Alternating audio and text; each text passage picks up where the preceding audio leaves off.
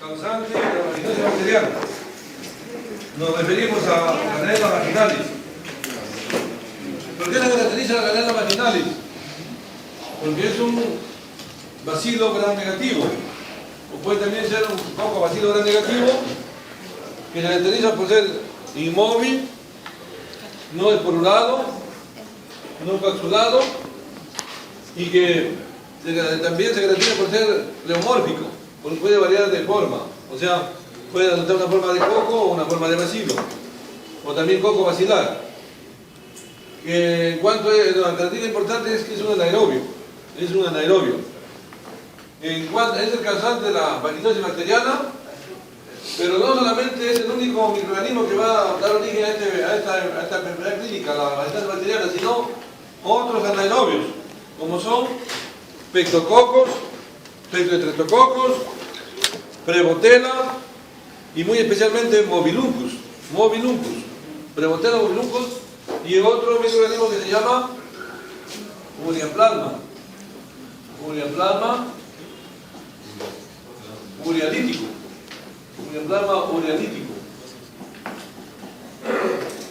Entonces, por eso decimos que la vaginosis bacteriana es un síndrome polimicrobiano.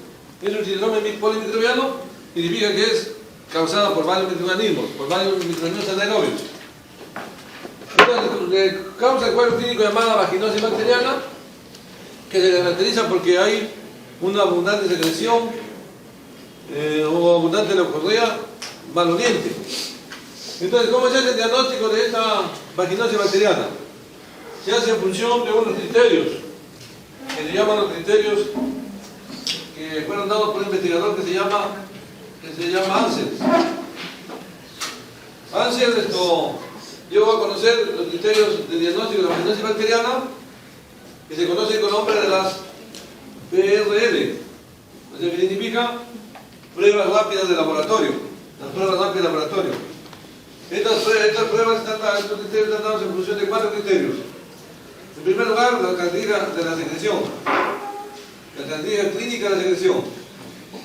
Una secreción vaginal, abundante, espumosa, entre blanquecina amarillenta, y lo más característico de esto es el olor, una secreción maloliente, que hay que diferenciarlo de las trichomonas vaginalis, que ustedes ya han estudiado en parasitología, que es el agente causante de la vaginitis tricomoniásica. Entonces se puede confundir la secreción que causa la leucorrea que causa que se da en la tricomonas con relación a lo que se da en la vaginosis bacteriana.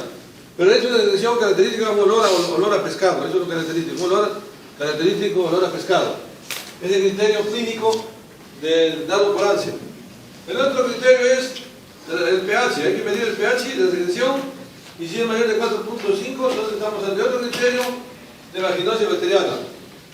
El tercer criterio viene a ser lo que es el test de aminas, positivo. Y el cuarto criterio viene a ser la presencia de las células clave.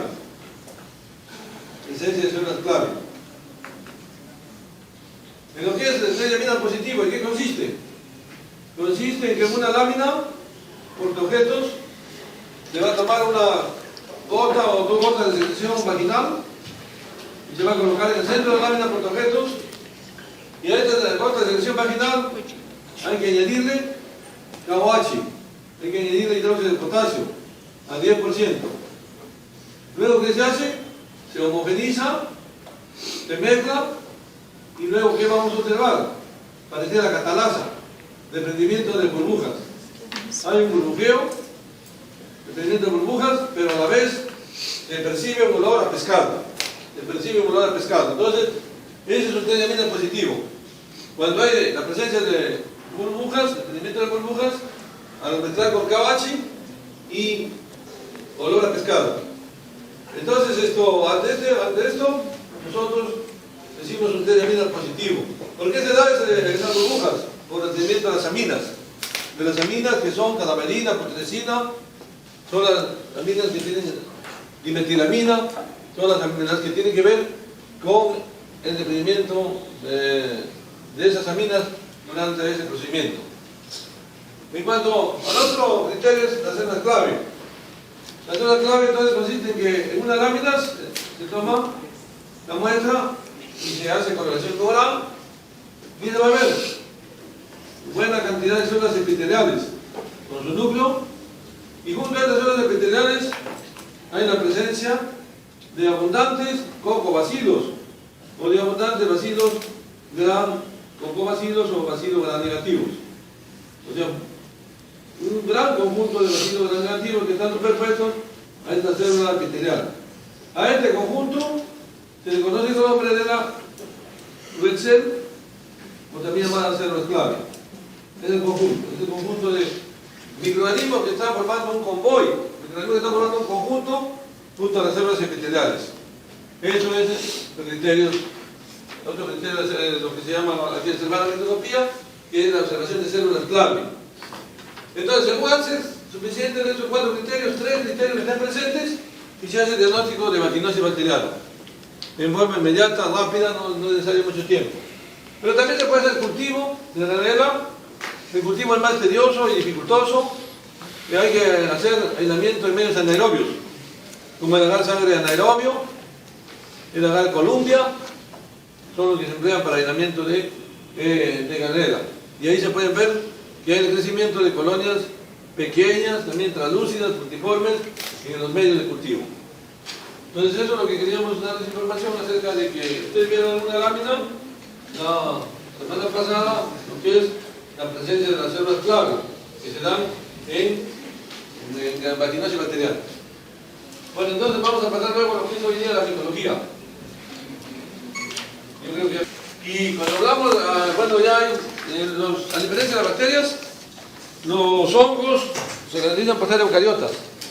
O sea, tienen una membrana bien definida, una membrana nuclear, tienen nucleolo, tienen los componentes intracitoplasmáticos que presentan la célula eucariota, tienen sus mitocondrias, un retículo endoplasmático, liso, rugoso, un aparato de Golgi, y tiene también su membrana citoplasmática bien definida, pero aparte tiene su pared celular componentes como son quitina y también contienen esteroles.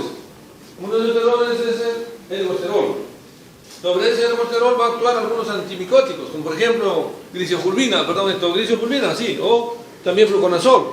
Los imidazoles van a actuar sobre los esteroles que están presentes en la membrana, como por ejemplo sobre el ergosterol que está presente en la membrana del hongo. A ese nivel va a actuar el antimicótico.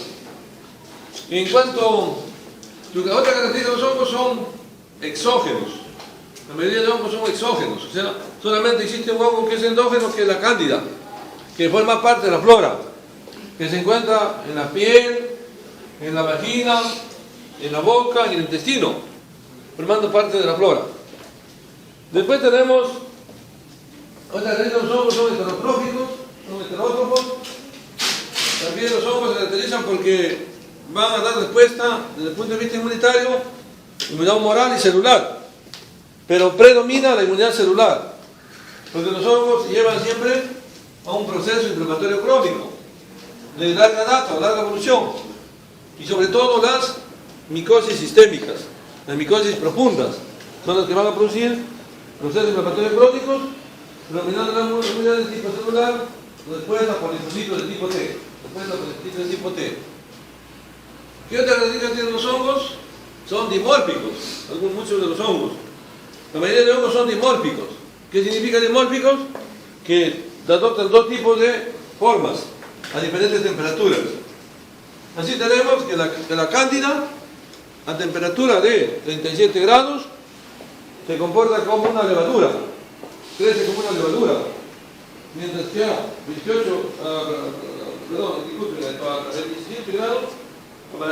grados, 28 grados como una levadura, 28 grados como una levadura. Y a 37 grados, que es la temperatura del cuerpo humano, se comporta como una forma micelial, como una forma alargada, micelial, como un micelio, a 37 grados. Y en cuanto a otros hongos, por ejemplo, los hongos que causan micosis profundas, o también oportunistas, muchos de ellos van a crecer diferente. En el medio ambiente, a temperatura de 28 grados, adoptan la forma micelial, bajo la forma de micelio y de esporas o colmillos que se encuentran en el medio ambiente. Y cuando ingresan al organismo, van a tener la forma de levaduriforme, van a ser como una levadura levaduriforme, cuando van a producir un cuadro patológico en el órgano que afecta.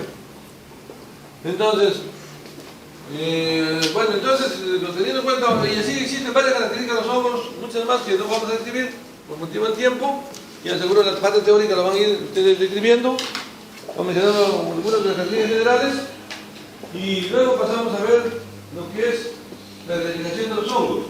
Ahora, en cuanto también a su reproducción, es importante destacar que tiene dos tipos de reproducción, la sexual y la asexual, sexual y asexual. Según la reproducción, los hongos pueden clasificarse también en varios grupos, como son los ascomicetos, deuteromicetos, basilomicetos, son ascomicetos que clasifican los hongos. Pero, desde el punto de vista del campo médico, tiene importancia la forma donde, digamos, el órgano, teniendo en cuenta los órganos protegidos que afectan al ser humano.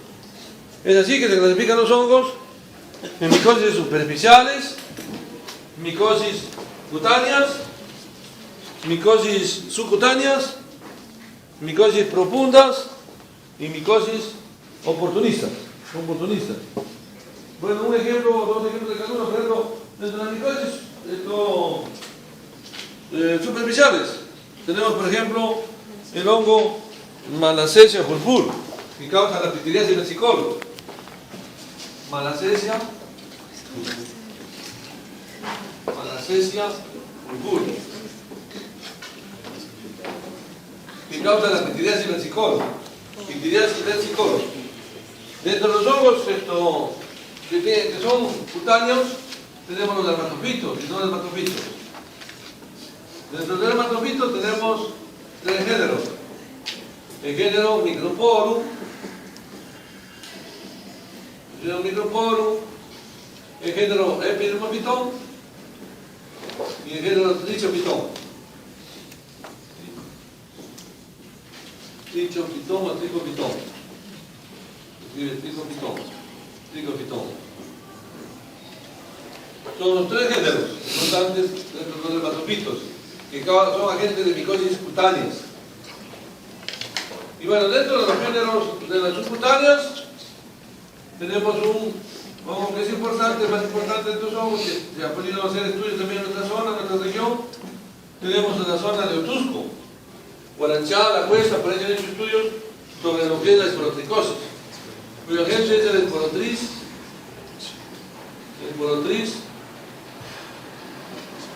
echenki. El esporotriz echenki es el agente causante de la esporotricosis. Después tenemos, dentro de las micosis ya profundas, bueno, acá podemos ver al hongo Candida albicans, que es el causante de la candidosis. Candida albicans, tenemos por ejemplo el intergrupo, el Litoplasma capsulatum, etc. Dentro de las micosis oportunistas, tenemos a los aspergillus, diferentes especies de aspergillus. Aspergillus, podemos decir SPP, varias especies.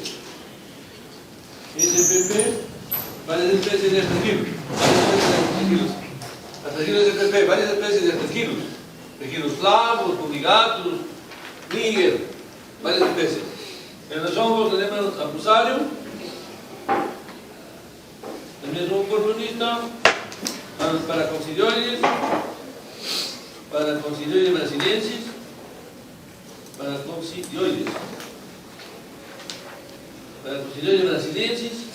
brasiliensis, son especies de hongos oportunistas, algunas especies.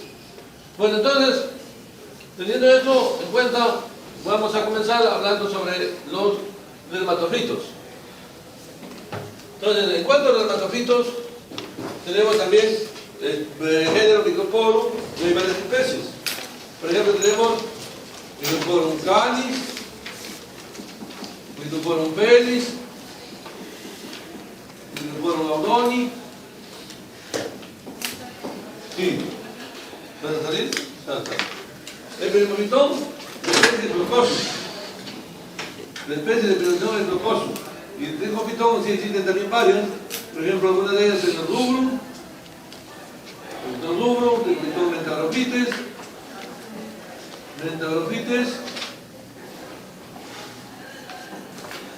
y los Primophyton Echorrheinik,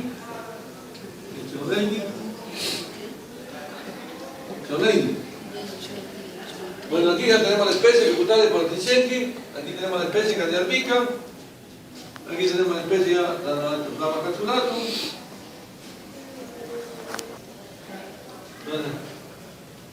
Aquí, por ejemplo, el Fusarium, una especie Solani, para la asociación brasiliense.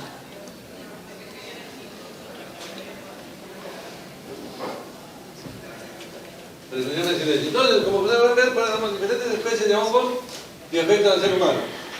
Entonces, vamos a ver sobre los dermatofitos. Entonces, ustedes van a tener, todo médico tiene durante su desempeño como tanto en el nivel de la clínica, también como desempeño de médico general especialista, tiene que diagnosticar los hongos, tiene que hacer diagnóstico de las llamadas micosis. Entonces, generalmente a veces primero van al médico general, y el médico general ya si cree conveniente me envía al especialista, o en todo caso lo trata, y si en caso no hay respuesta de tratamiento a veces va al especialista. Sobre todo quienes ven malos hongos son los dermatólogos, son los internistas y son los infectólogos, son los que tienen más que ver con este campo de la micología. Entonces, viene el paciente, ¿y qué le va a decir? ¿Sabe qué, doctor? Tengo aquí una lesión en la piel.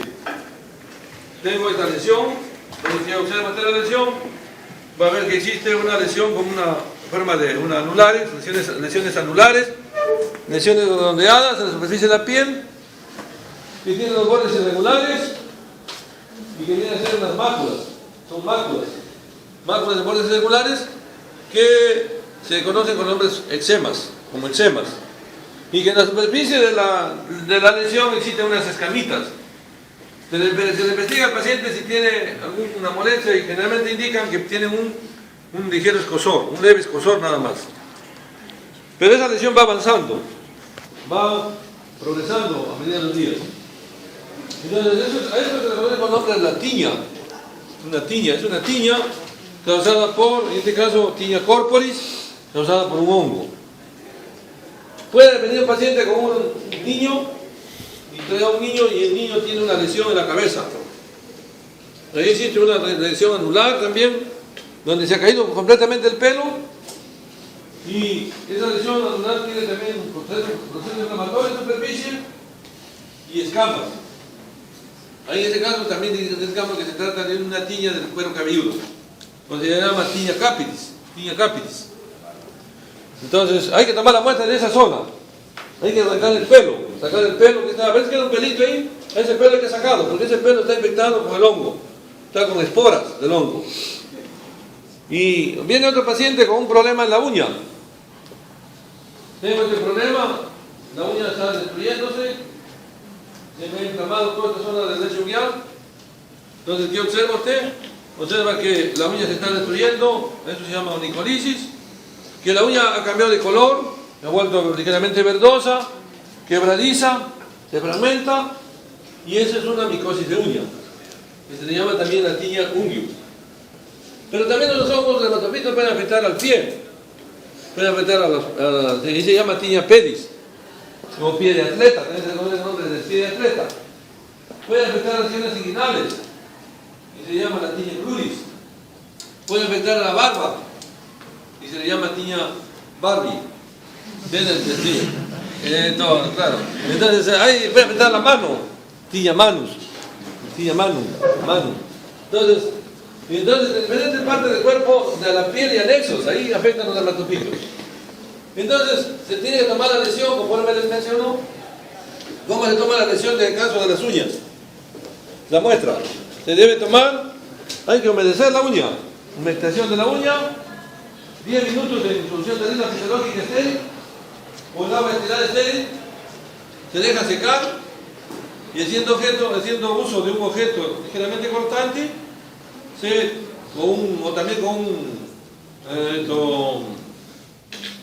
puede hacer el borde de una lámina portaobjetos, o puede ser una hoja de bisturí, si es un rapado profundo, y se toma una muestra del fragmento de la uña, o si no una muestra de la base del leche unguial, y se colocan en una lámina portaobjetos. Entonces, bueno, usted ya dice, como digo, el diagnóstico clínico, y usted dice, por ejemplo, micosis de uña, de repente, o si no, dice tiña de uña. Entonces, que es el diagnóstico clínico, pero entonces usted es un paciente que le va a decir, ¿sabe qué, señor? Usted probablemente tiene un hongo, y a veces el paciente ya sabe, más o menos, dice, doctor, me parece que es hongo, lo que yo tengo, es un hongo. ¿Cuánto tiempo lo tiene? A veces dice, yo lo tengo un mes, 2 meses, esa lesión, y no desaparece. Pues más a veces dice, ya le coloqué una crema, a veces no, es bueno, pero no es tan específico, a veces colocar cremas que contienen antibiótico, corticoide, antimicótico, por ejemplo el tipo Notil, que usan Notil, Multider, son diferentes cremas que usan, viene el paciente ya con su previo tratamiento. Entonces, pero hay que investigar exactamente para ponerle un antimicótico específico. Y entonces, se hace, el médico, ustedes van a pedir, ¿qué primero? Un examen directo, le van a pedir, un examen directo. ¿Sabe qué, señor? Usted tiene probablemente un hongo, pero hay que pedir un examen directo, una muestra de esa zona, de esa lesión. ¿Y qué van a hacer primero? En el examen directo van a tomar la muestra y lo van a colocar en una lámina portaobjetos. Van a colocar en una lámina portaobjetos, el raspado de las escamas, de la superficie, se colocan al centro la lámina portaobjetos y luego se le quitan las escamitas y se le agrega una gota de KOH, hidróxido de potasio, al 10 o 20%, KOH. ¿Para qué se usa el KOH? Para disolver la queratina que está presente en la muestra y de esa manera poder observar mejor la estructura del hongo. Entonces, y luego le ponen una laminilla cubre objetos y como se trata de una muestra en fresco, se tiene que dar observación a menor aumento, a 10 aumentos y 40 aumentos, una muestra en fresco. Y luego, ¿qué van a observar ahí? ¿Qué van a investigar? ¿Qué van a buscar? Van a buscar si hay la presencia de hifas. Van a observar hifas, van a observar levaduras, pueden observar artrosporas o esporas.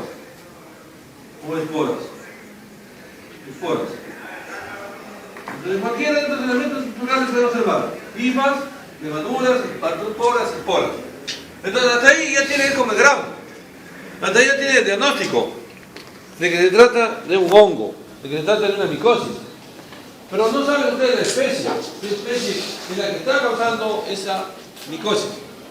Entonces, al paciente también le van a decir, ¿sabe qué, señor? Se va a tomar un examen directo, pero también le vamos a hacer un cultivo para ver cuál es el hongo que le está causando esta micosis o este problema. Y entonces se le pide el cultivo. En el caso del examen directo, el cultivo para investigar hongos. Sería la orden de solicitud. Entonces, examen directo y cultivo para hongos. Entonces, el cultivo se va a llevar a cabo.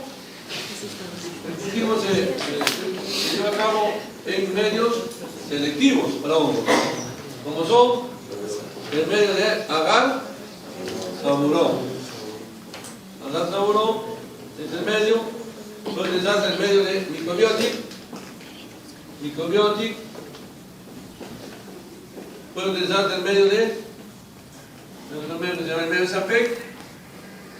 Si se trata de cándida, puede utilizar también el medio más específico para cándida, galadina de maíz. La galadina de maíz. Estos medios se caracterizan porque tienen una alta concentración de glucosa. Porque los hongos necesitan como un metabolito importante la glucosa. para el crecimiento. Por eso que justamente los pacientes que tienen diabetes tienen mayor riesgo de tener hongos, infecciones micóticas. Entonces el saburó permite que el microorganismo crezca, no crecen como las bacterias en unas 24 horas, sino van a crecer en un tiempo más o menos de entre 7 a 12 días. Ya, pero antes de dar inicio a poder ver cómo se hacen los cultivos, vamos a ver cómo es los elementos estructurales de los hongos. Aquí ya tenemos lo que es la cipa, la levadura, las troforas, pero vamos a ver los elementos estructurales que identifican los hongos. En primer lugar, tenemos que los hongos, desde el punto de vista morfológico, adoptan dos formas: lo que es el moho y lo que es la levadura. El moho y la levadura. El moho por qué se caracteriza porque tiene una forma alargada. El elemento estructural del moho viene a ser la hifa. Y en la levadura es en sí la misma levadura. Y tiene forma redonda. Este moho puede, el conjunto de hifas, constituye lo que se llama el micelio. El micelio. Y el micelio de los hongos es de dos tipos. Un micelio que crece sobre encima del medio de cultivo, como aquí lo vemos en este tubo. Todo esto que se ve de forma de aspecto lanoso, algodonoso, que crece sobre el medio de cultivo, viene a constituir el micelio aéreo reproductivo. Micelio aéreo reproductivo. Porque en la parte terminal siempre va a haber la presencia de conidias o esporas. Y lo que está sumergido dentro del medio de cultivo viene a ser el micelio nutritivo o vegetativo. Micelio nutritivo o vegetativo. A través de esos micelios se alimenta, o sea, toma los nutrientes del hongo para su crecimiento. Igual acá en esta placa, que se trabaja también en placas PET, con mucho cuidado que manipular esto, vemos que ha crecido el hongo en superficie sobre encima del medio de cultivo, el micelio aéreo. Y lo que está sumergido dentro del medio de cultivo, el micelio nutritivo o vegetativo. Y luego, desde el punto de vista, en el caso de las levaduras, la levadura ha crecido sobre el medio, igual también lo que sobresale viene a ser micelio aéreo, que viene a ser la levadura, y lo que está sumergido viene a ser el micelio nutritivo. En este caso son levaduras que han crecido sobre la superficie del medio de cultivo, en el saburón. Entonces, en cuanto a la levadura, como decía, hay una levadura completa. Pero también cuando ya se observa en microscopía, puede haber las levaduras en gemación o división. Estas levaduras de gemación o división se les llama platosporas. Pero también pueden haber, cuando se hace subcultivos, en el medio de agarra línea de maíz, que es un medio selectivo para hilar cándida. Entonces ahí van a ver la presencia de unas estructuras de forma redonda, de pared gruesa, que se llaman claminosporas. Estas claminosporas se pueden observar en agarra línea de maíz. Entonces, estas claminosporas son de tres tipos. Según el lugar, existen otros elementos estructurales que se ven en las levaduras, se llaman las pseudohifas, falsas hifas, pseudohifas. Cuando estas claminosporas se ubican al final de la pseudohifa, al final se le llama un claminospora terminal. Cuando se ubican entre cada segmento de pseudohifa, en la parte intermedia de cada segmento, se le llama claminospora intercalar. Y cuando se ubica ligeramente adherida la claminospora a un segmento de pseudohifa, se le llama claminospora sésil. Claminosporas o sésiles. Claminosporas sésiles son varias, o sésil, cuando es una sola. Entonces esos son elementos estructurales que pueden identificar a la levadura. En cuanto vamos a ver luego lo que es estas hifas, también pueden dividirse en varios grupos de hifas, clases de hifas, como tenemos hifas que van a presentar un tabique transversal. Se les llama hifas sectadas o tabicadas. Una hifa sectada o tabicada. Tenemos otras hifas que no presentan tabiques, sino solamente hay segmentos de su hifa y la presencia de segmentos transversales. Estas se les llama hifas cenocíticas, como por ejemplo en hongos del género Rhizopus. El género Rhizopus presenta hifas cenocíticas. Y hay otras hifas que van a presentar también tabiques sectos, tabiques transversales, y presentan ramificaciones. ramificaciones, entonces que se dividen y a esto se le llama hifas sectadas en forma de pinza, que adoptan la forma de pinza. Hifas sectadas mediante disposición de pinza, que se llama. Entonces esas son la forma como pueden adoptar las hifas. Luego entonces de esto sí ya pasamos a ver, como decía, lo que es los elementos estructurales. Y vemos acá que cuando nosotros hacemos el cultivo en el medio saburón, el hongo crece, como decía, entre 8 y 7 días, los hongos ambientales que están en el medio ambiente, como estos, por ejemplo. Estos hongos son ambientales, se ha expuesto la placa al medio ambiente, aquí en el laboratorio, y se ve que ha crecido. Este hongo al parecer que es Penicillium, pero hay que identificarlo, este hongo ya a la microscopía, haciendo un estudio de microscopía. Igual aquí ha crecido un hongo, este hongo debe ser el género Rhizopus, y crece de esta forma el Rhizopus. Este ha contaminado un medio que es el agar sangre. Los hongos también crecen en agar sangre, pero no es un medio selectivo de aislamiento, pero pueden crecer en el agar sangre. Este, por ejemplo, en este caso ha contaminado el agar manitol. Los hongos pueden contaminar cualquier medio de cultivo, pero en agar sangre crecen muy bien. El agar manitol no, pero sin embargo aquí vemos que ha crecido en el agar manitol, sigue creciendo un hongo en la superficie del medio del cultivo. Lo va consumiendo el medio del cultivo. Y aquí vemos que ha crecido también, hay otros hongos que han crecido, diferentes tipos de hongos ambientales. Un hongo, aquí tenemos otro hongo, aquí tenemos levaduras que han crecido en el medio del saburón. Estos son hongos ambientales. Pero los hongos patógenos del hombre se van aislados también, y estos los hemos aislado en tubos. Como en este caso, aquí tenemos un hongo patógeno que estamos aislando. Cuando se hace el estudio, hay que hacer la lectura del cultivo, tanto por la cara anterior, porque se llama el as, como por la cara posterior, que es el embés. Y en este caso, por ejemplo, si yo quiero describir este hongo, tengo que leer qué características tiene el micelio aéreo y qué características tiene el micelio nutritivo. Generalmente el micelio nutritivo va a producir pigmentaciones que son de diferente color.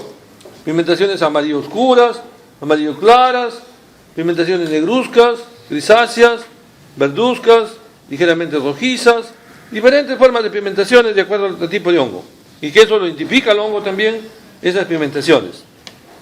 Entonces reestructurando lo que es ya el aislamiento de los hongos, entonces en este cultivo vamos a hacer la lectura y vamos a ver primero los dermatofitos. Y aquí en este cultivo vemos a un dermatofito que se llama Microsporum canis. ¿Cómo se identifica este hongo? En cuanto a su micelio aéreo, entonces decimos micelio aéreo, algodonoso, lanoso, blanquecino, leemos así, micelio aéreo, lanoso, algodonoso, blanquecino, moderadamente invasivo, porque no ha invadido todo el medio, moderadamente. En la parte posterior presenta un color característico amarillo limón. En la parte posterior presenta un color característico amarillo limón. ¿De qué hongo se trata? Del hongo Microsporum canis, de la especie Microsporum canis. Otra cosita que hay que saber también el médico, de dónde a qué tipo de estructuras van a infectar estos hongos. Y el género Microsporum, ¿qué infecta? Infecta el pelo y la piel, Microsporum. Tricopitón infecta piel, pelo y uñas. Tricopitón infecta piel, pelo y uñas. Y el género Epidermophyton afecta solamente las uñas y la piel. No compromete pelo Epidermophyton. Entonces eso es que hay que tener en cuenta. Entonces ya según eso se orienta el diagnóstico. Yo voy a hacer una investigación de una micosis de cuero cabelludo, entonces puedo buscar Microsporum o puedo buscar también que se trata de Tricopitón, más nunca de Epidermophyton. Tricopitón o Microsporum puede ser la agente causante de esa micosis. Entonces, luego, pero los hongos no solamente identifican, puede haber un error de equivocarse en el diagnóstico desde el punto de vista macroscópico. Hay que tomar muestras de acá de los hongos que han crecido en el medio de cultivo y llevarlo a la microscopía para identificar algunos elementos estructurales del hongo, que lo identifican al hongo. Y es así que Microsporum canis, ¿cómo se identifican? Y otro tipo de Microsporum mediante sus macroconidias. Y ustedes van a ver en una lámina ahí que tenemos la macroconidia de Microsporum canis. Se caracteriza por lo siguiente, se ven en esta forma. Las macroconidias. Entonces van a ver una estructura que tiene la forma de una navecilla. O podemos también comparar con un caballito totora. Parecía un caballito totora o una navecilla. Es una estructura que tiene tabiques o sectos. Sectada, es una estructura sectada, tabicada. Ahí para ver pase, para que ahí lo vean más objetivo. Miran ahí. Entonces, van a ver la macrofonía sectada del microfono cándida. Eso lo identifica el hongo microfono cándida. Vamos a ver en una lámina. Luego tenemos otro hongo, el tricopitón. El tricopitón tiene muy parecido su crecimiento, los tricopitones, a los microporos. Su parte anterior, pero varía su parte posterior. De tal manera que en la parte anterior, nuestro tricopitón, aquí tenemos un cultivo, por acá tenemos otro cultivo de tricopitón, este tricopitón, crecen como muy parecidos, pueden ver, con la parte anterior. El micelio también es aéreo, algodonoso, lanoso, blanquecino, pero en la parte posterior es más oscuro. Crece con un comportamiento más oscuro. De tal manera que existe una especie que se llama Tricopitón rubrum, que es un color amarillo rojizo. Un color amarillo rojizo es el crecimiento del Tricopitón rubrum. Ahora, ¿cómo se identifican los tricopitones? También tienen sus elementos estructurales. Y uno de los hongos que vamos a ver en la práctica va a ser la identificación del tricopitón de Mentalorbites. Este tricopitón Mentalorbites se caracteriza porque Mentalorbites va a presentar las típicas hifas en espiral. Presenta hifas espiraladas o hifas en espiral. ¿Y qué también se va a ver? Los microconidios al término de las hifas en forma de racimos. Microconidias son conidias muy pequeñas en forma de racimo. Es lo característico del Tricopitón Mentalorbites. Y luego vamos a pasar a lo que es ya la cándida, ya el hongo llamada cándida. La cándida es como los estafilococos o como las pseudomonas oleaginosas.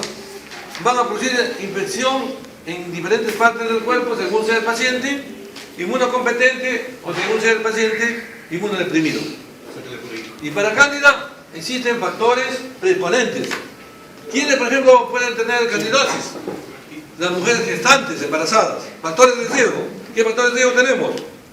Pacientes que tienen neoplasias, linfomas, leucemias, anemias aplásicas, pueden hacer candidosis. Pacientes que tienen, pacientes con diabetes mellitus, tipo 2. Personas obesas. Personas desnutridas. Los desnutridos también, la nutrición es un factor para candidosis. También el embarazo. O sea, la mujer, los cambios hormonales condiciona, en nuestro medio se han hecho investigaciones, 30-35%.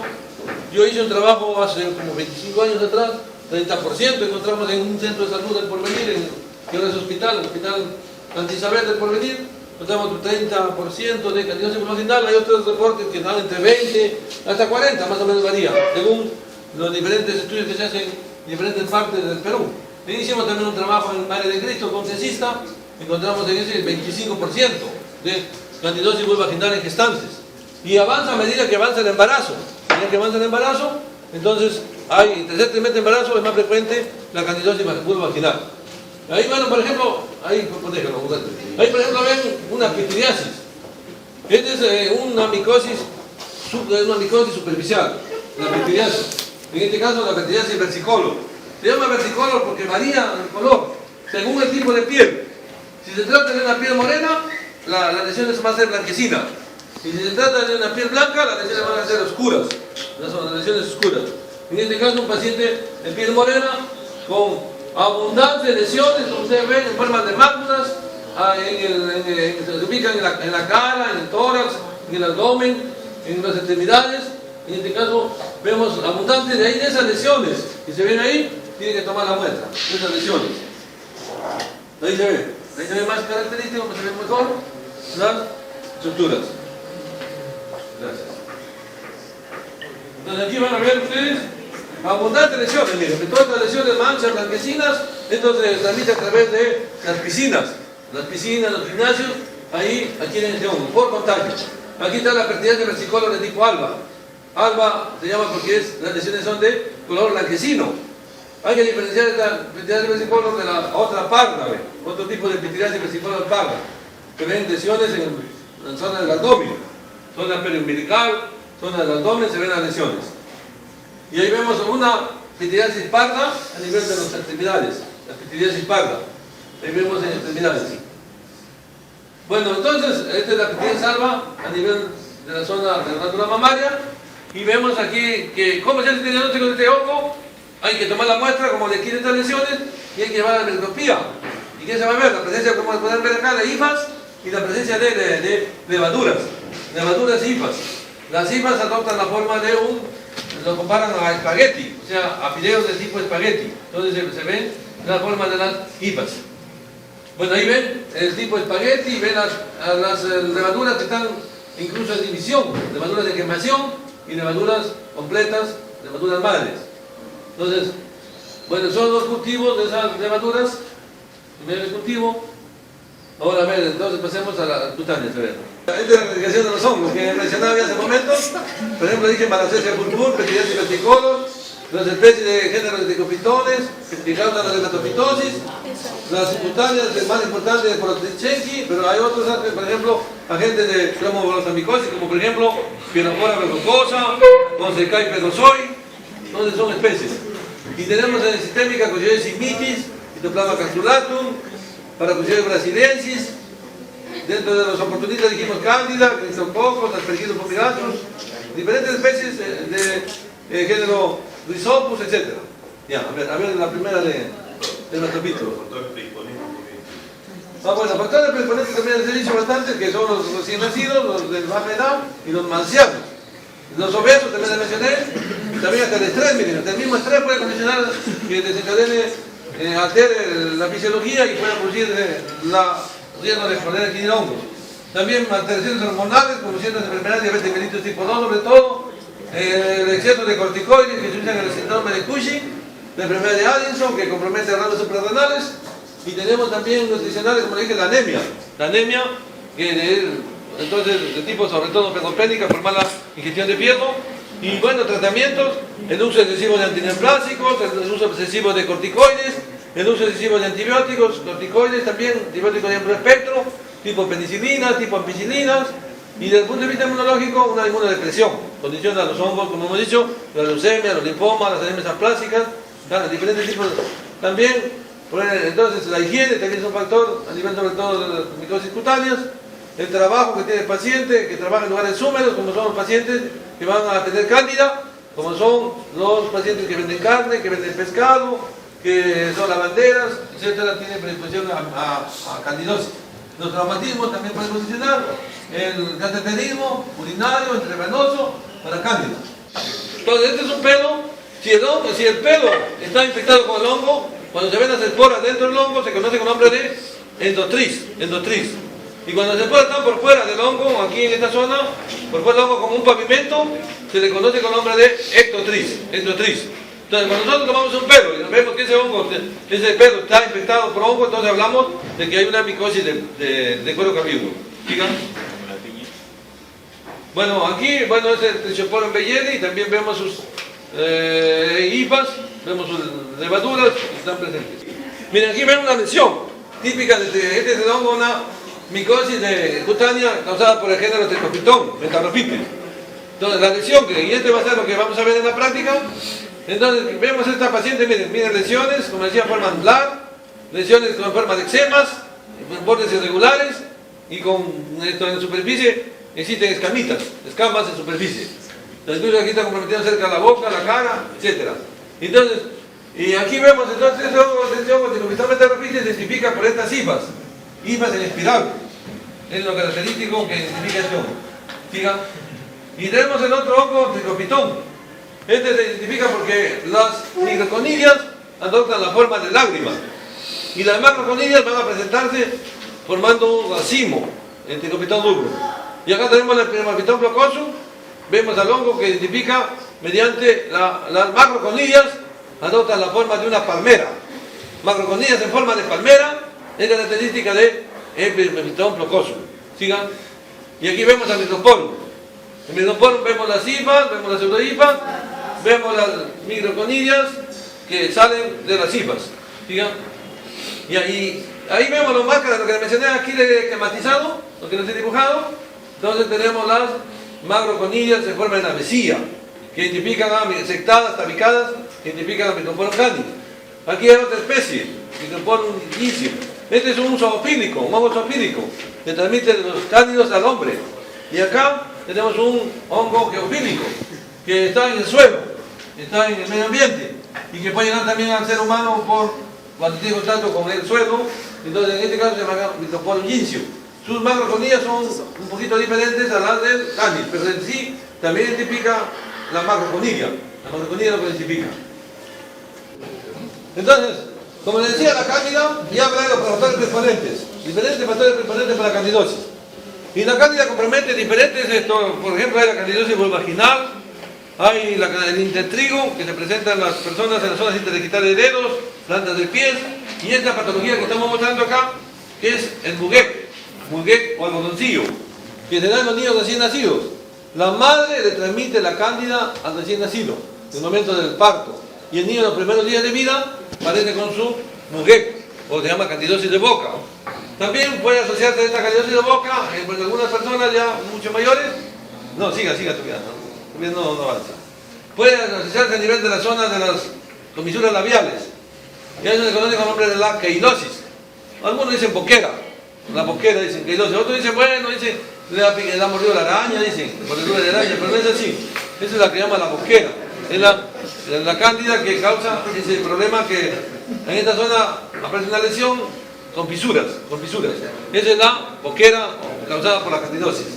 Entonces, la lesión del muguec, como pueden ver, son manchas blanquecinas, son de color cremoso, que se ubican en la zona del paladar, que se ubican en la zona de la lengua, que se ubican en las zonas sencillas, las lesiones de lo que significa la llamada algodoncillo muguec.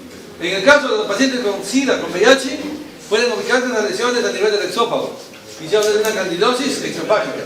Los pacientes con candidosis encontrar esto, a veces que normalmente encuentran a través de una endoscopía. Pacientes que hacen una endoscopía, le encuentran zona sospechosa de cándida, le toman la muestra y le encuentran que se trata de una candidosis exofágica, le hacen su prueba de VIH y resulta que es un paciente con SIDA, o sea, con su SIDA. Son las primeras manifestaciones clínicas de una infección oportunista, que es la cándida. Sigan. Y aquí vemos lo que se llama la candidosis ya como enfermedad de transmisión sexual, donde sabemos que en este caso la cándida está comprometiendo, miren, las zonas inguinales. Las zonas inguinales son lesiones enrojecidas, con prurito, escozor, que es una candidosis de la zona inguinal. Y aquí tenemos el surco balano prepucial, unas ampollitas que se pueden confundir como herpes. Entonces dan una serie de ampollas, y aquí también en el caso de un niño la presencia de candidosis del pañal. Puede haber también por la humedad, condiciones que haya una zona bastante inflamatoria con enrojecimiento y prurito. Es una candidosis. En el caso de la mujer, entonces ya la candidosis vulvovaginal. Ahí está. La candidosis vulvovaginal. Entonces aquí tenemos, como decía, que en el embarazo es más frecuente, la candidosis vulvovaginal varía entre el 20 al 35% la frecuencia.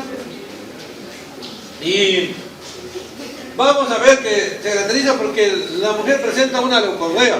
Hay que diferenciarlo justamente de la vaginosis bacteriana. La leucorrea en este caso es blanquecina, abundante en el cuello uterino, en la vulva, y que tiene el aspecto de leche cortada, así como la leche cortada, y que le causa mucho escozor, mucho prurito.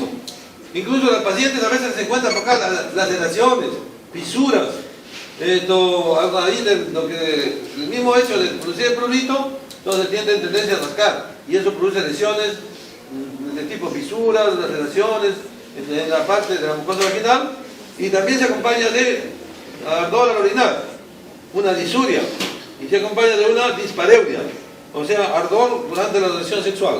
La dispareunia, ardor durante la relación sexual, y la muestra hay que tomar de la zona, solamente de esta zona simplemente, hay que tomar la muestra con un hisopo estéril, se toma la muestra y inmediatamente se coloca una lámina porta objetos y se lleva a observación para ver las levaduras.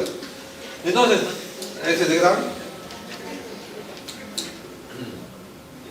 Entonces vemos aquí que al examen directo de la cándida para investigación de cándida vamos a ver estas estructuras. Vamos a ver estructuras alargadas, que se llaman las pseudohifas. Y vamos a ver otras estructuras que son las levaduras, y otras estructuras que tienen la forma de un 8. Esta, como en este común 8, es una célula madre con su brote, que constituye la blastospora. Entonces, las levaduras y las blastosporas se tiñen como gram positivas, mientras que las pseudohifas generalmente se tiñen como gram negativas, las pseudohifas. Ustedes van a ver una lámina ahí de cándida que tenemos ahí en una lámina que van a observar. Pero la identificación de cándida, bueno, en cuanto al cultivo, ahí lo ven acá, que es una levadura que tiene en la cándida un color cremoso, es una levadura de forma redondeada, es una colonia glabra, desnuda, que en la parte anterior es, como digo, hay que diferenciarlo de lo que es la forma micelial, no hay en este caso algodón, no algodonosa, sino glabra, desnuda, de aspecto cremoso, la colonia. Y en la parte posterior, un pigmento de color amarillo claro. Eso es colonias de cándida. En este caso, tiene que ser la identificación como cándida albicans. Y entonces viene la identificación. La identificación, porque hay que tener en cuenta que cuando nosotros encontramos cándida, eso no significa que sea la cándida albicans. Puede tratarse de otro tipo de cándida, que forman parte de la flora. Tenemos, por ejemplo, la cándida cruzei, la cándida guillermondi, cándida tropicalis, pseudotropicalis, hay varias especies. Entonces tenemos que hacer la identificación de la cándida. Lo hacemos a través de su cultivo y lo hacemos a través también de esta prueba que se llama la prueba del tubo germinal. Entonces, lo que vemos arriba, entonces, ¿qué consiste la prueba del tubo germinal? Es la prueba del tubo germinal, o la prueba rápida del tubo germinal. Entonces, a partir de este cultivo que tenemos ahí, que es el samburón, tomamos las colonias y en un tubo tenemos suero humano, 0,5 mililitros de suero humano. Ahí colocamos con el asa las colonias de la cándida y lo llevamos a incubar a la temperatura de 37 grados durante 4 horas. Luego a las 4 horas sacamos y colocamos sobre una lámina por objetos una gota de ese suero incubado. ¿Y qué vamos a ver? Que las cándidas que están presentes en la muestra van a verse cándidas como forma de levaduras, pero otras también van a tender a elongarse, a alargarse.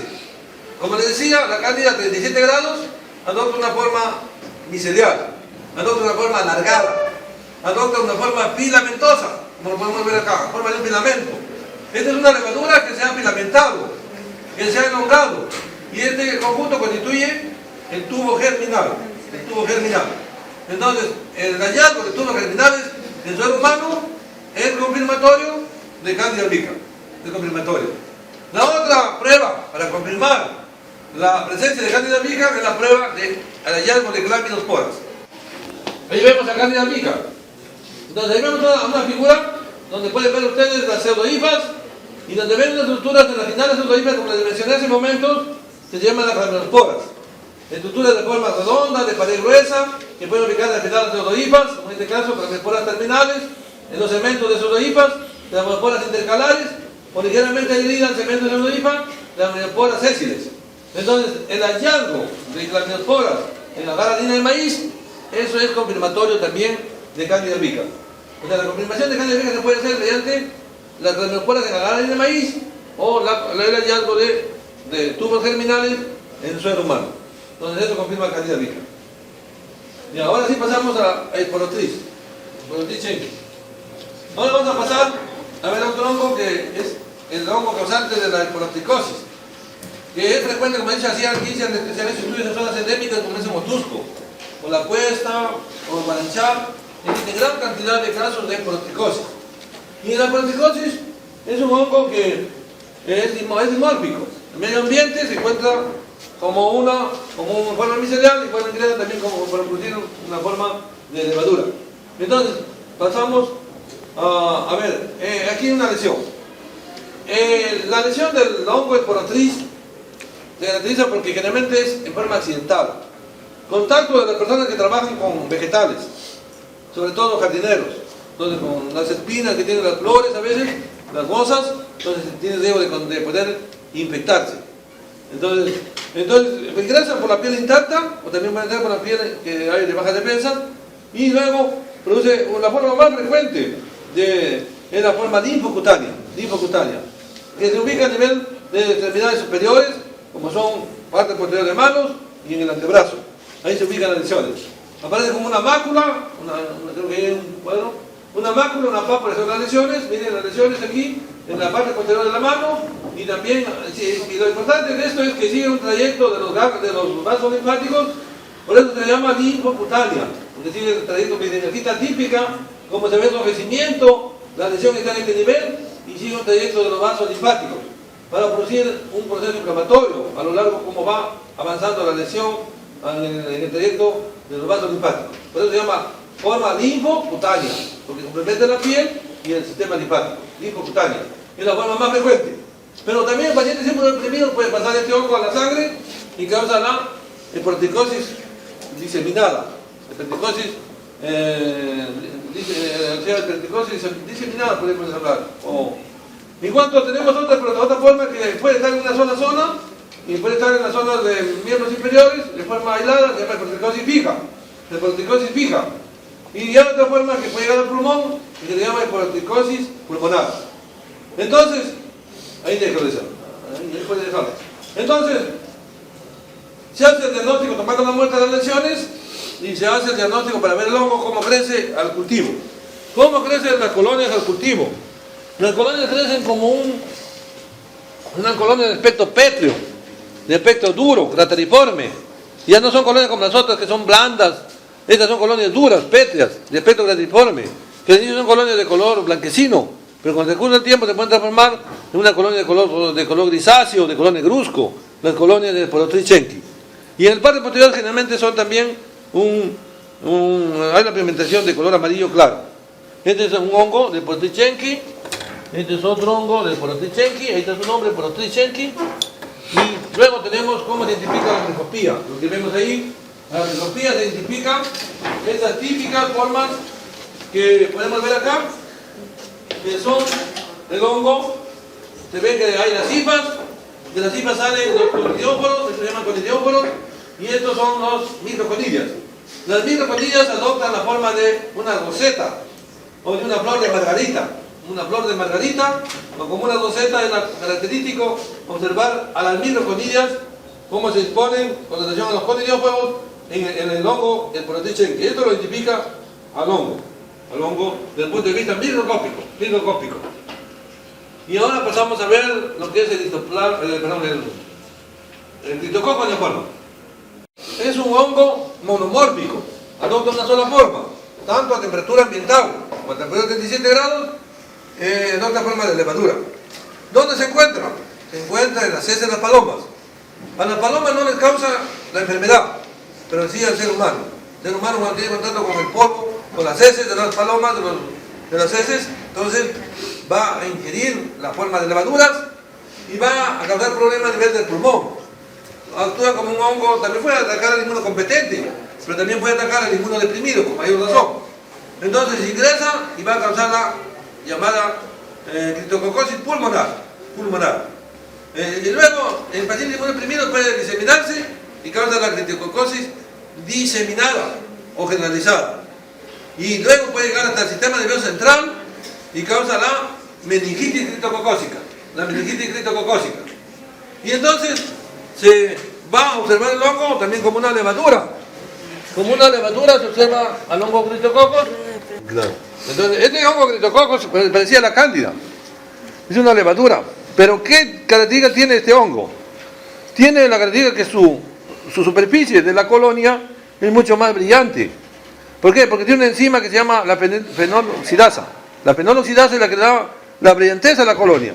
Cuando ese hongo ya crece buen tiempo, puede adoptar la forma que se, entre comillas, aspecto del manjar blanco. Como el manjar blanco son las colonias características de Cryptococcus neoforma. Entonces, ¿qué hay que diferenciarlo de las colonias de la cándida? Que son de color cremoso. Estas son colonias más brillantes, más lustrosas en superficie de crecimiento. Y luego tenemos, este es el hongo Cryptococcus neoforma. Y luego tenemos a la microscopía, ¿cómo se va a ver? Se hacen tinciones con contraste, en este caso con mercurocromo. Se utiliza el mercurocromo porque el hongo se caracteriza por convertirse como son levaduras. Aquí tenemos, por ejemplo, levaduras completas, acá tenemos levaduras de quemación. levadura de división, entonces levadura de germinación. Entonces se va a ver una levadura que está rodeada de una estructura transparente. Y esta estructura transparente viene a ser la cápsula. Esta cápsula desde el punto de vista químico va a ser un polisacárido. Entonces es un hongo que llega incluso a producir daño a nivel del sistema nervioso central por su patogenicidad que tiene el hongo, por la presencia de su cápsula. Entonces inhibe la fagocitosis. Y entonces esta cápsula va a ser observada en las preparaciones como en este caso está con mercurocromo, pero nosotros vamos a ver con tinta china azul, con tinta china negra, se hacen contrastes y se va a ver las levaduras, como levaduras completas o levaduras en quemación, con tinta china o con mercurocromo como en este caso. Ahí tenemos otro con tinta china, las levaduras con su cápsula alrededor de esta transparencia y un fondo de contraste de color negro. El lagarto saburón usando una levadura generalmente a temperatura ambiente, ¿qué morfología van a adoptar? Levaduras, ¿cierto? Ya en incubación ¿Micelios? y a micelios, no pseudohifas, porque directamente no van a formar una hifa verdadera. Ellos no van a formar una hifa verdadera, forman una pseudohifa. Por eso cuando ustedes me han visto ahí en el microscopio, y van a ver en el microscopio, la forma infectante de cándida, principalmente de cándida, es la pseudohifa. Porque si ustedes observan levadura normalmente, y así la levadura puede estar forma parte de la flora, forma parte de la piel, a nivel de cavidad bucal, a nivel intestinal, a nivel de cavidad vaginal. Existen en forma parte de la microflora, como parte de la microbiota, ¿correcto? Entonces es una flora residente. Si ustedes van a observar levadura, no van a ver la levadura directamente. Lo que ustedes tienen que observar es la forma de la pseudohifa. O sea, la característica de la pseudohifa, que se observa ahí en el gran, que vamos a observar en el gran, es la forma infectante de cándida. Si ustedes lo voltean, se observan los órganos informes, y si no hay clínica, lo dejan por lo pasan ustedes como que forma parte de la flora normal. Pero si lo voltean, responden ustedes, se observan, no, células levaduriformes, no, con blastosporas y formando pseudohifas, y hay una patología. Porque la patología lo genera la forma infectante, la formación de la pseudohifa. Significa que si hay pseudohifa, significa que está invadiendo ya tejido. Y hay invasión ya de célula epitelial. Y hay invasión ya de empiezan a venir las mucosas. Ahí sí hay forma y ahí sí hay infección. Por eso es que hay que definirlo bien. En esto, la verdad que estos grupos, para mí son cultivos, yo la verdad que yo difiero mucho de esto. Para mí es mejor hacerlo directamente, ¿no? Hacer las observaciones directas. Este es tricofitol todavía fresco. Lo que ustedes aquí todavía no pueden captar bien la parte del fondo, la parte del reverso. Y solamente en color amarillo, ¿cierto? ¿Qué color le ven ahí? Amarillo, limón. Color blanco. Si le pongo un cultivo más viejo ya no lo ven. Y lo van a ver amplio. Canis. Similar. Claro. Yo le puedo poner canis, yo le puedo poner también, qué sé yo, Félix. Pero ¿cómo lo van a identificar? Siempre se va a identificar más por el microscopio. Son levaduras. Este es también igual, levadura cándida. Cándida. O sea, no hay mucha cosa. Y este es Scorotrix. Por ese color negruzco. Hay varios, se confunde. La verdad que yo directamente, si me piden mi opinión directamente, yo tengo que aislarlo y observar. Porque solamente yo no voy a confirmar. Porque si bien es cierto, uno de los métodos, por ejemplo, para estudiar los hongos, los métodos que existen para estudiar los hongos, en primer lugar son los cultivos y lo que es mucho más específico, los microcultivos. ¿En qué consiste un microcultivo? Consiste en que después que tú has aislado en la placa, para poder estudiar in situ, en láminas portaobjeto, vas a colocar el mismo agar, el agar saburo, lo coloca lógicamente en condiciones estériles, siempre manteniendo la esterilidad del caso, y vas a hacer un repique. O sea, nosotros le llamamos repique. Vas a conseguir un poquito de la colonia que ha desarrollado en la placa y lo vas a picar en el centro de la lámina portaobjeto. Eso lo vas a colocar dentro de una placa de Petri con una cámara húmeda en condición de esterilidad y lo vas a incubar. O lo dejas al medio ambiente también. Estas son las llamadas glue cells.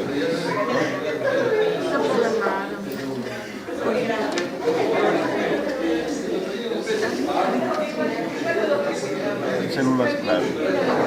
¿Correcto? ¿Cómo crece Gardnerella? Para empezar, Gardnerella es un cocobacillus gran variable. ¿Por qué va en gran variable? Porque ustedes lo pueden ver como gran positivo o lo pueden ver como gran negativo. ¿Por qué? Porque la cantidad de efectivos jugando a nivel de pared celular es mínima. No es típica de un gran positivo. Por lo tanto, tiene un poco más que un gran negativo. Por lo tanto, por eso es que en muchos casos se tiene como gran positivo o como gran negativo. ¿Cómo desarrolla Gardnerella? ¿Cómo crece Gardnerella? En primer lugar, hablar de Gardnerella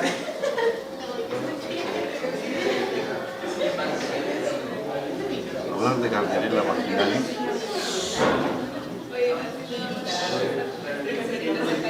es hablar de una infección polimicrobiana. ¿Correcto? ¿Por qué infección polimicrobiana? Porque participan más un grupo, ¿correcto?, de microorganismos. Dentro de ese grupo, dentro de esa banda, que predomina es, el que dirige todo es Gardnerella. ¿Por qué Gardnerella? Porque Gardnerella va a producir succinato. Produce succinato. ¿Y qué es el succinato? Este es un compuesto orgánico que va a favorecer,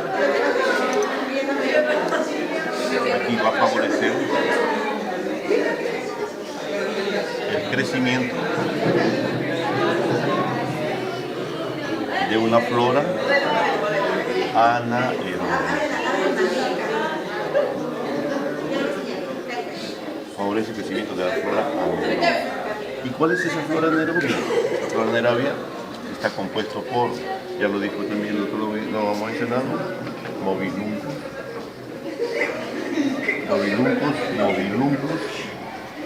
variedad curtis. Solamente quédense con mobilunco, no hay que ir un poquito más allá con eso. Mobiluncos. ¿Sí? ¿Quién más? Mobiluncos. ¿Quién más está acá? Aquí está Prevotella. ¿Quién más está aquí? Aquí está Ectococcus. ¿Quién más está? Ectococcus. ¿Quién más está? Neoplasma. ¿Quién más está? Clamidia, etcétera, etcétera, etcétera. Todo es una flora microbiana anaerobia, ¿correcto?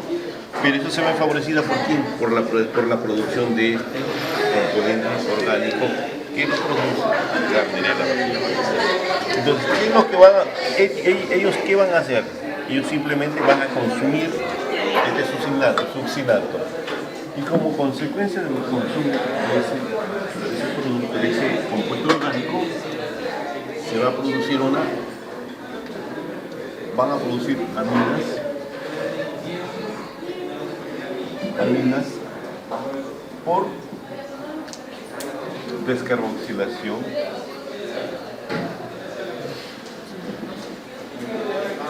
¿de quiénes? De los aminoácidos como consecuencia del metabolismo, ¿correcto? Entonces, esas aminas que se producen por descarboxilación de los aminoácidos son la putrescina, cadaverina, trimetilamina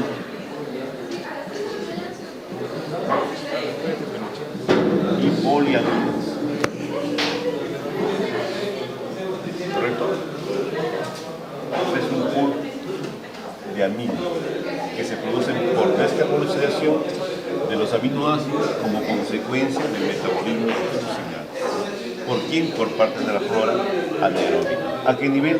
A nivel de cavidad vaginal, ¿correcto? Porque ahí se presentan las condiciones para que ellos puedan desarrollar, gracias a quién, a carderas vaginales. Pero esta especie, o sea, este microorganismo no solamente produce el succinato, sino también él va a producir una toxina. ¿Y qué es lo que va a causar la toxina? La toxina va a causar la fragmentación del epitelio. A nivel vaginal, ¿qué tipo de epitelio hay? No, depende. No, generalmente a nivel de parte cavidad externa, lo que les explicado. Ya. Entonces, si nosotros tenemos que el epitelio está, como el tejido, mejor dicho, tejido ya que recubre, ¿cierto? La toxina que hace la fragmenta y a la vez que produce una toxina, produce también, estimula la producción de la IgA. Esta inmunoglobulina, ¿qué característica tiene? Es secretor. Correcto. Por eso es que de los criterios de Ansel se dice que hay una producción, hay una abundante secreción o una leucorrea abundante por estimulación de la IgA que produce cartela y la toxina que produce fragmentos. Entonces, al producirse ya la descarboxilación de los aminoácidos con formación de aminas, ¿correcto? Con formación de estas aminas, entonces, de estas 4 aminas que hay, la trimetilamina es la responsable del olor. Ahí es el olor a pescado, a la trimetilamina. ¿Cómo lo diagnosticamos nosotros? Directamente, en primer lugar, desde el punto de vista médico, por la clínica, en primer lugar por la clínica, ¿correcto? Hay leucorrea. ¿Qué es lo que no observamos acá? Acá lo que no se observa prácticamente, lo que no se va a observar aquí es polimorfo nuclear. ¿Por qué? Porque no invade, solamente estimula. La toxina solamente superficial, produce fragmentación y estimulación. Por eso es que no hay componente inflamatorio. ¿Serían los factores de virulencia? Exactamente, factores de virulencia. Entonces, la paciente, ¿cuál es el problema para el paciente directamente? El varón casi no, el varón solamente una secreción blanquecina. ¿Qué es lo que refieren cuando van a la consulta? Simplemente que se incomodan. Por el caso del varón, en la mañana sale con una secreción filante, media blanquecina, ligeramente lechosa. En la mujer hay abundante. Y abundante tanto así que hasta incluso la toalla higiénica que se colocan traspasa la toalla higiénica cuando hay cantidad. Y el incomodo durante la reacción sexual. ¿Por qué? Porque son aminas y cuando hay una relación sexual, el semen que es alcalino se mezcla y sale el olor a pescado pero abundante. Y cuando uno está en un ambiente cerrado, en el caso de la dama, cuando la paciente femenina cuando está ahí, sale el olor típico. Correcto. El diagnóstico, ¿cómo lo hacemos? Ya lo explico al doctor. Con KOH. ¿Ustedes cómo lo van a hacer ustedes a nivel de la práctica médica, la práctica clínica? ¿Cómo lo van a hacer ustedes? Ustedes lo van a... Si ustedes generalmente van a trabajar con el espéculo, ¿cierto? Con el espéculo, que lo van a colocar directamente en la cavidad vaginal, no necesitan ni siquiera llevar al laboratorio, solamente ahí nada más con el espéculo van a colocar aquí un par de gotitas de KOH en el espéculo y si ahí empiezan a salir el olor a pescado, dicen ustedes test de aminas positivas. Y lógicamente si la muestra la toman y la llevan al laboratorio y ven las células clave, confirman el diagnóstico definitivo.